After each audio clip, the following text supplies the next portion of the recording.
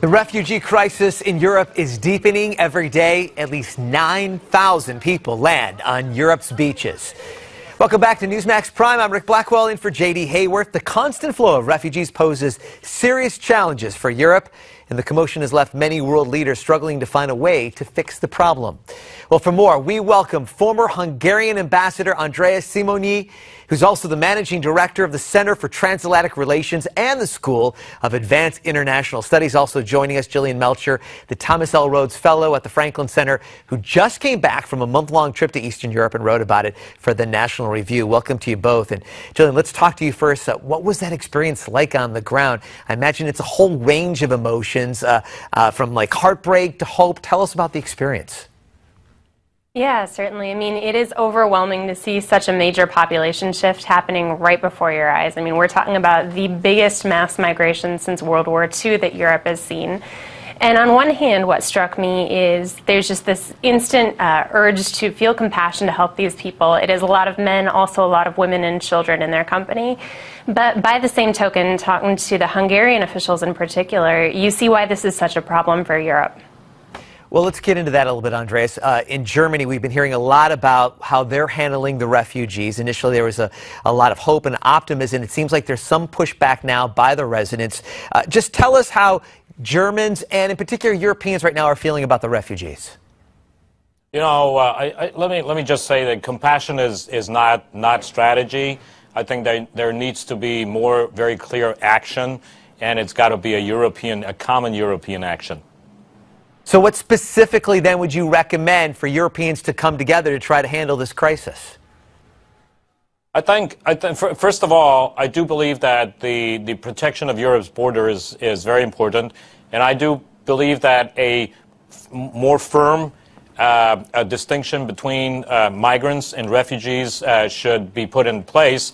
And I think that the bigger, richer countries should help the poorer, less equipped countries, and that's really what I'm expecting. I know they're calling summit meetings on Sunday. They have been having meetings the last couple of weeks, but frankly, I'd just like to see more firm and clearer action.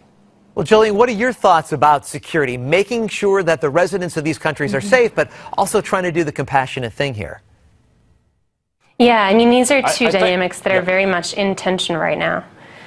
Certainly you see that compassionate humanitarian impulse, but by the same token, we're seeing literally thousands of people crossing day by day. Many of them don't have passports. We can't confirm their identities. And so there are some real security risks here. In addition to that, you know, especially with migrants or refugees that are resettling in Germany, they're getting comprehensive aid packages. You get language training, housing, childcare, in some instances, cash benefits. So this is a financial stress on a Europe that's already dealing with an economic crisis increasingly. And then you've got the rule of law concerns. You know, Hungary is saying that many other countries in Europe are suspending Dublin agreements, suspending Schengen rules. So I think this is a lot of problems for Europe, and that certainly are not addressed by compassion alone. And Andras, as we look at this issue here in the United States and how many refugees we're going to be bringing to the U.S., what are the security implications? What do you want our leaders to think about? Well, I would say that the security implications are exaggerated. I do believe that if the terrorists want to come to the United States or to Europe, they can find ways. It's more about how we handle this, and that we make sure that the numbers don't disrupt our society, and that's really the worry I have in Europe. And that's the question the United States needs to ask itself. But let me also add, I do believe at this point, this is not just a European problem. This is a transatlantic problem where the United States and Europe needs to work together how to fix this. And let me also add, it's not about the refugees. What do we do with the crisis in the Middle East? That is the source of this refugee crisis. And are we allowing Vladimir Putin to blackmail us by pushing more refugees in our direction? That's the big question Europe and America needs to ask itself. All right, Andras, thank you so much. And Jillian Melchior, thank you very much for the interview. We appreciate interesting insight today on Newsmax Prime. Up next, Fred Fleitz previews Hillary's testimony in front of that House Benghazi committee tomorrow when Newsmax Prime continues.